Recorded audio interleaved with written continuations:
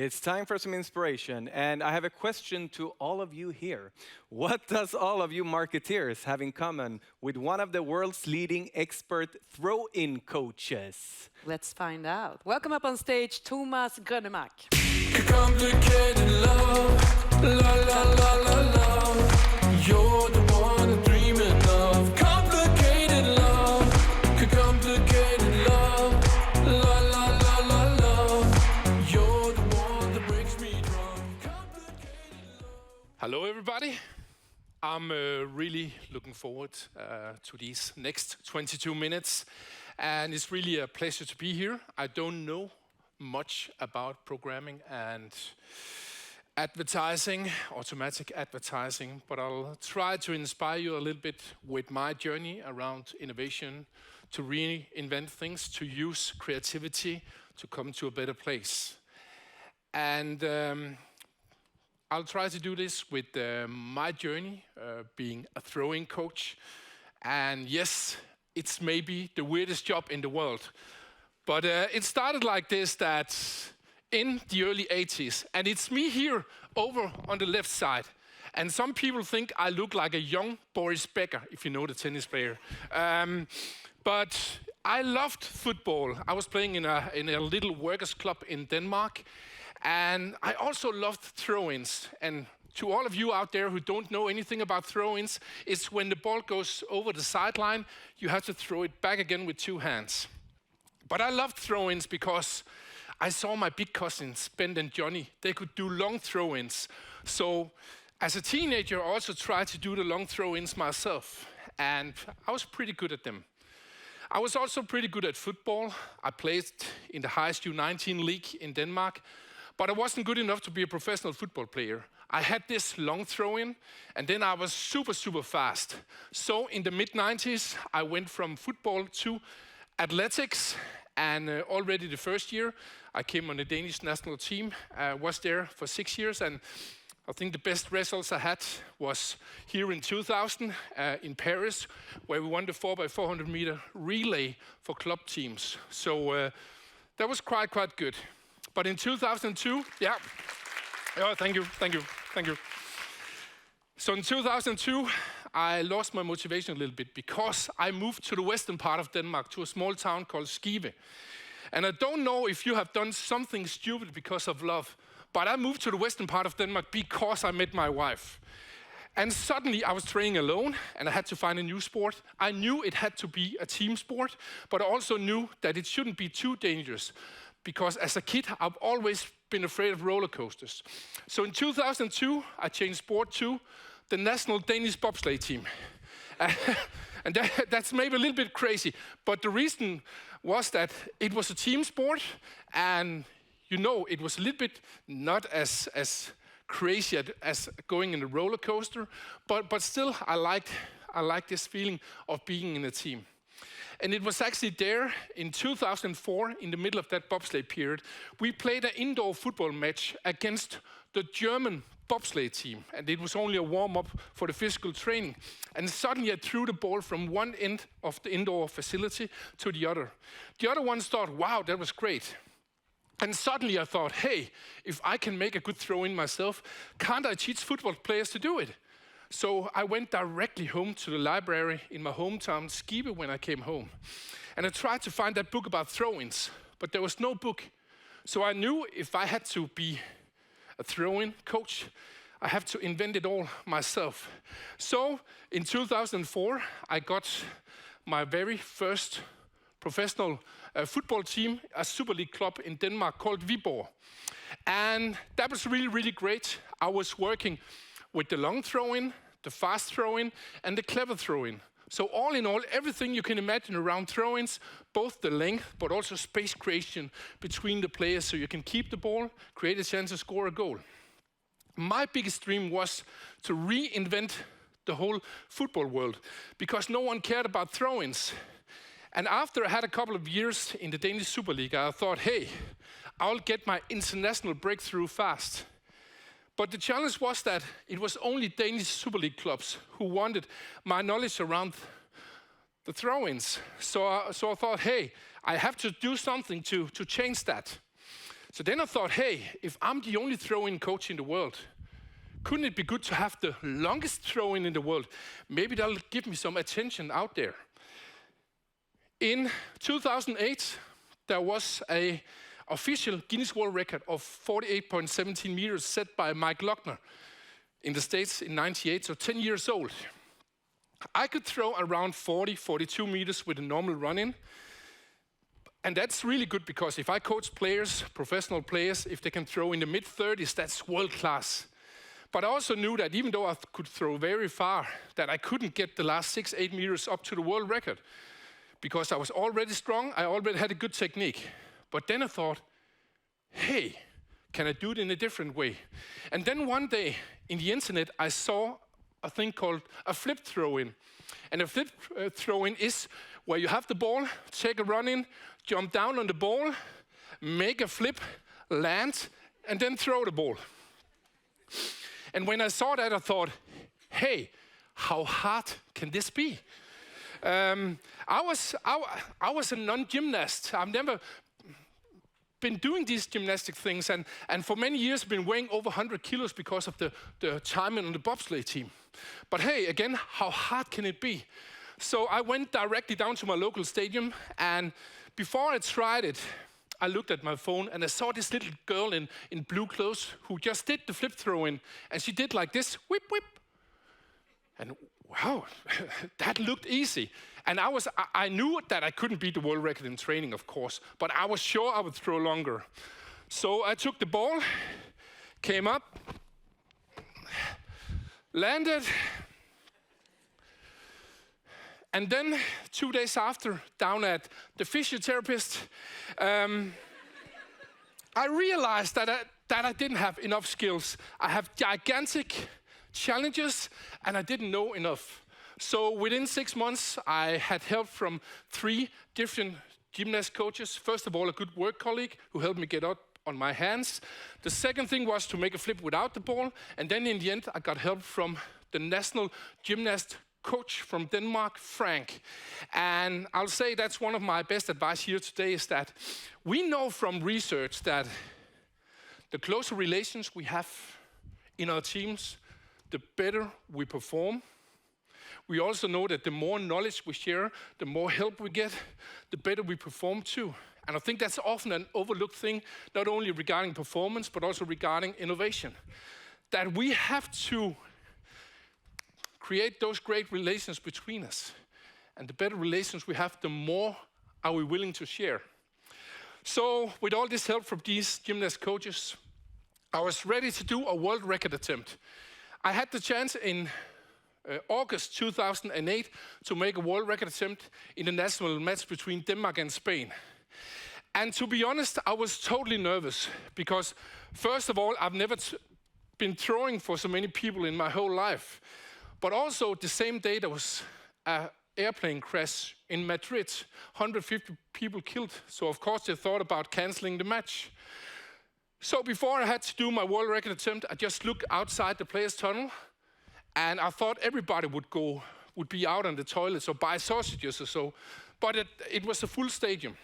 So then I thought, hey, I need some help here. So I thought about athletics. You've probably seen the Olympics with high jumpers and long jumpers, and often they clap the audience. So I thought, hey, this might work. And here is my world record attempt.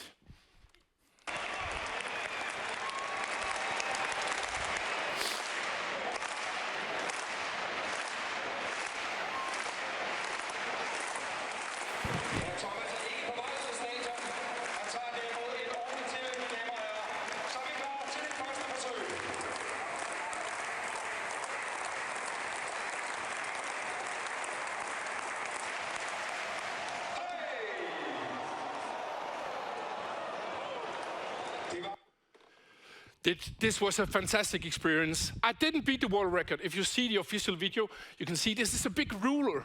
And the longest one is out around 44 meters or so. But I raised around 15,000 euros for diabetes research, so it gave me a lot of motivation. Yeah,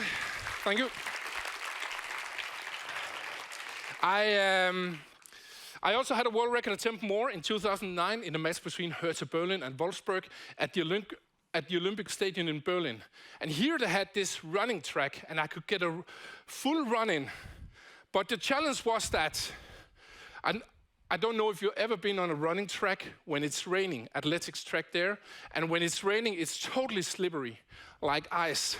And I woke up that morning and found out that it would be raining the whole day. So I had to take a decision. Either you cancel your attempt or you have total failure. And the reason why you have total failure if you do it there is because you have to put the ball just in front of your feet. Because normally you'll go out with the ball here, but if you do that, you'll break your neck. So I had the choice, either cancel or make it, but with a failure. I chose number 2 because I thought you'll never get a chance again to throw in Berlin. So down at that match, there was 40,000 spectators. I was clapping again, like in the national match in Denmark. And I just thought, this isn't going to work. And it was a total catastrophe. I threw around 35 meters, but somehow it gave some motivation. So I started doing 46 meters, 47 meters in training. I almost had the world record. But then in 2009, I heard on the internet that an Englishman called Danny Brooks set a new official Guinness World Record with a throw of 49.78 meters. So I was really angry at that Englishman. You know, you're just coming towards a goal, and then it moves. It should stay so you can reach it. So I was frustrated. So then I realized suddenly a couple of days after that when you're doing a world record attempt with the throw-ins, there's no limits for the wind. You can have as much wind as you want. And then suddenly I remember a small town on the Danish west coast called Vorburg. And I thought, hey, that would be great to throw there. Just with 25, 30 meters per second or so. So yes, that's the way I have to beat the world record. So I visualized it everything too. 60 meters. 60 meters. But then again, I realized I couldn't beat the world record that way. Then I thought, hey, where can I get the best help? And that's also a thing, also good for you to think about regarding innovation, reinvention, and so. What is the best thing you can do to improve yourself? And my biggest challenge was to hold on to the ball when I jumped down on it, because you know when you are moving or just sweating a little bit in your hands, it's really risky. So first I started with, do you know that sticky stuff from handball? Do you know handball, the sticky stuff they're using there? I tried that first, but it was sticking way too much. So because, it didn't work. Again, I'll say that I was not sure what I could use to improve my hands and the grip and everything. But then suddenly, one Friday evening, I was sitting in the couch. I have 2 kids, Daniel and Isabella. And I was sitting in the couch Friday evening. Every Friday evening, my kids are seeing Disney show, and they're always getting candy. So I was sitting in the couch, and then Isabella was going besides me. And then I don't know why, but I touched her hands. And I thought, hey, they're sticky. But in a moderate way. So I contacted DR1 in Denmark, the biggest Danish television station. I contacted a children's program called Summer Mom, and I asked them, should we test what kind of sticky stuff that's best when you want to do a world record attempt with a flip throw-in? And luckily enough, they thought that was a quite natural thing to test in television. So together with some kids, I took 3 balls. One, we put prunes on it, one with sweets, and one with licorice. A standing throw-in with each of the 3 balls, and then a flip throw-in with the winner. The winner was licorice, so since then I've been using licorice every time that I'm doing world record attempts. And again, I'll say it's not enough just to have it in your hands. You take 2 pieces, and then into your mouth, chew, and then... And I know it sounds disgusting, but if you want to reach something also in your advertising business, then you have to do some gross things sometimes. But, we shouldn't get more into this. But again, this licorice helped me a lot because when I jumped down on the ball, I felt safe. And when it came around again, yeah, I could also release the ball because it was only sticking in a moderate way. And it meant that in April 2010, I threw 47.00 in an official record attempt. May 2010, I threw 48.60. So over the old world record, but still a meter from the new one. And then in June 2010, I was so good or lucky to beat the official Guinness World Record with a throw of 51.33 meters. Thank you, thank you. And you'll see it here.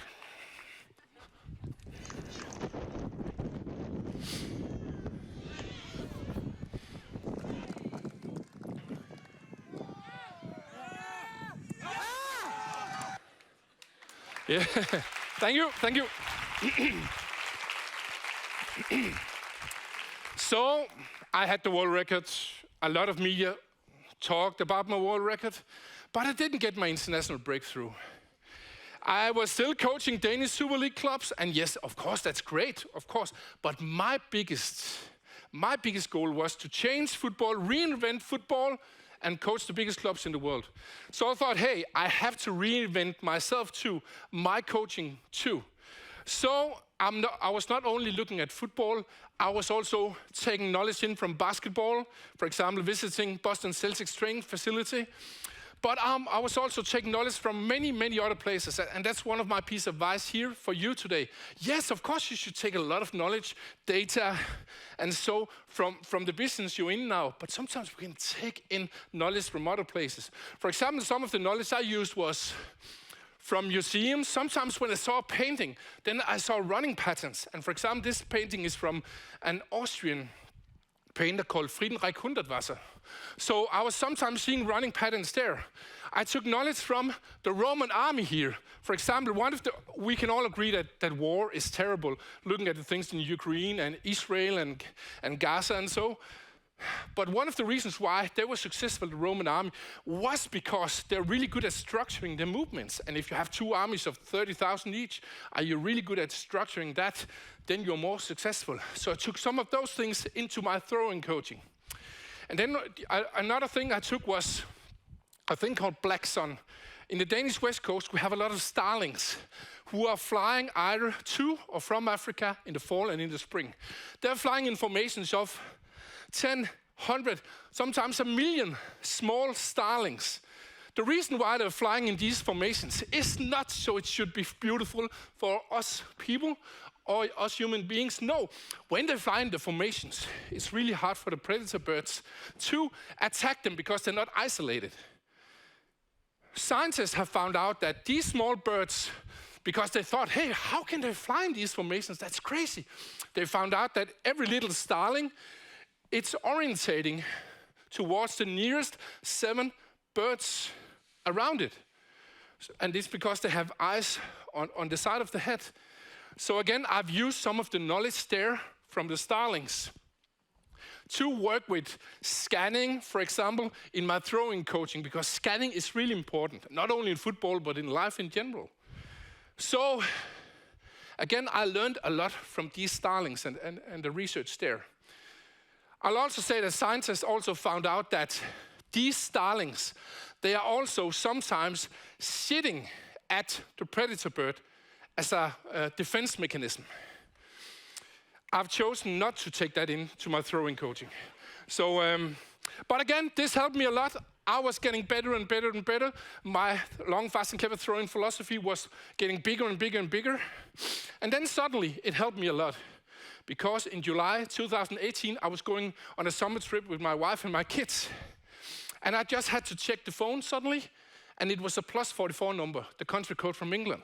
And I thought it was just a salesman selling me some pens. But then I listened to the voicemail, and then it was Jürgen Klopp from Liverpool FC. And for those of you who don't know much about football, that's a really big football club out there. And I called him back, but he didn't answer, and that was lucky because my heart was just pounding totally. So I went into the chocolate shop we had to visit to my wife, and I said, hey, Jürgen Klopp has called. And she said, did you say Jürgen Klopp? Yes, Jürgen Klopp has called. Then we agreed on driving home to ourselves, take the most important call in my life. So I was driving the car. My wife was sitting beside me, the kids in the back. And suddenly the phone rang. And my wife said, "It's Jürgen." And then I took the car and drove directly to the right into a grass field. And it was Jürgen Klopp, and he told me we had a fantastic season in the 17-18 season with a 4th place in the Premier League and the Champions League final. We lost to Real Madrid. But we lost the ball almost every time. So Jürgen Klopp called me and asked me for a meeting at their training facility in Melwood. And it should only been a meeting, but I had the pleasure to coach 21 Premier League players already the day after. And yeah, the week after I signed a contract with Liverpool FC, and the last 5 seasons I've been with them. So again, how important are throw-ins? There are 40 to 60 throw-ins in a match. You're using approximately 20 minutes of playing time out of 90 on throw-in related situations. So it means a lot. The season before I came, Liverpool had a possession on 45.4%. We're only number 18 out of 20 in the Premier League, so 3rd last on these statistics. But in my first season, 18-19 season, we went from 45.4% to 68.4%. We also went from number 18 in the Premier League to number 1, also to number 2 in the whole Europe, just after one of my other teams, FC Midtjylland from Denmark. And I shared that statistics a lot of times, yeah? So data is important, analytics is also really, really important. So again, the first season I was together with Liverpool, we won the Champions League after 15 years of waiting time. This season after 1920, we won the Premier League after 30 years of waiting time. So again, yeah, thank you. So I would just like to end to just show what am I working with.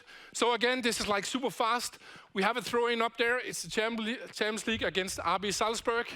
First, we're looking at the opponent's defending pattern. How are they standing? That can be one thing from the start. It can change. Then we're looking at good areas. Up here, we have Virgil van Dijk. He's free in the mini switch. So can we give it to him? That's really good. IAB Salzburg, they're marking zone defense up there. But the disadvantage with zone defense is that you can't pressure so much. So what we do here is Trent has the throw-in. We make, just in a few seconds, we make a return pass. We make a return pass. Back again. We switch the play to the mini switch. And you can see all the Salzburg's players there. Most of them are over on the other side. We can progress like 60, 70 meters up the pitch without pressure. The pressure comes now. And yes, in the end, we have a 1-2, world class, and then a goal, yeah. So again, the question to me is, how do you reinvent your business? You're coming from many different countries. You're coming from many different businesses too. And of course, it's not everything you can reinvent. But I'll again recommend you to take knowledge from many different places. I recommend you to strengthen your relations. They're probably already good, but can they be even better so we can share knowledge? So again, I think the sky's the limit regarding innovation, regarding reinventing, regarding using our creativity. And again, I think you're actually the first ones who are going to know this. No one knows it in Denmark. I don't even think my mother knows it. But the music you heard before, you know, when I was coming in, that's my first single released in music in a month. So again, no matter what you are, you can reinvent yourself if you think that the quality you're doing is good enough. So again, that was it. I wish you all a lot of work joy, a lot of reinvention, no matter where you are. Have a great day.